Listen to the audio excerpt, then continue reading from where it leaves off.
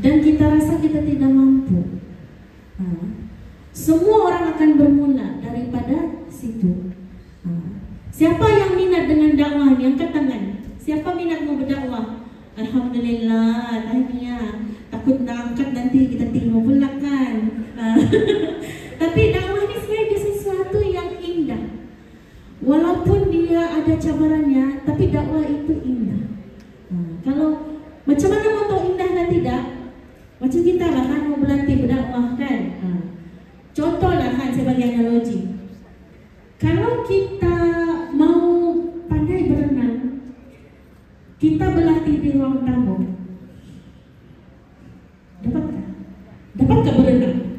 Boleh dapatkah skill berenang? Tidak. Tapi kita mesti masuk dulu dalam air kan? Berlatih nafas apa semua. Cuba dulu, kadang-kadang terminum lagi air kolam beberapa kali baru pandai. Begitu juga dakwah.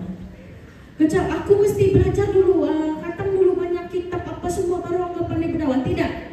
Dakwah ni kita kena alami dulu, baru kita rasa betapa indahnya dakwah ni, walaupun payah. Takutkah mau berdakwah? Takutkah perempuan? Kita ni sensitif kan? Takut nanti orang kecap kita. Takutkah? Saya ada satu prinsip lah kan.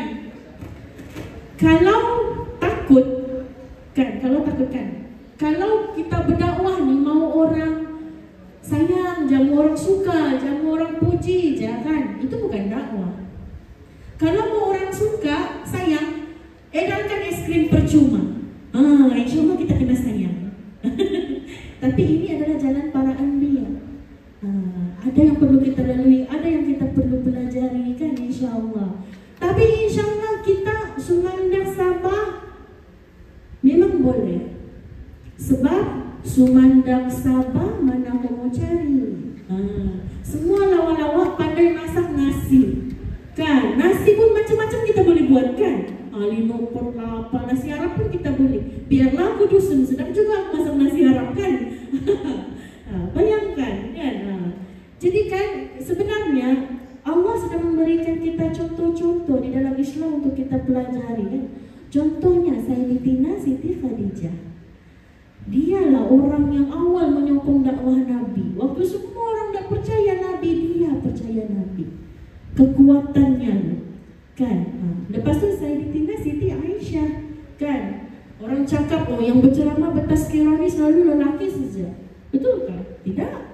Siti Aisyah menjadi rujukan. Para sahabat sanggup bermusafir, berbatu-batu untuk menimba ilmu daripadanya, kerana dia adalah perawi hadis antara yang terbanyak kan. Lepas tu siapa lagi? Nusaibah Ka'ab, pernah dengar tak? Perempuan ni dia boleh di dapur je, lembut-lembut je yang melipat baju. Nusaibah, bayangkan dia mempertahankan Nabi kan di perang Uhud dengan badannya. Bayangkan.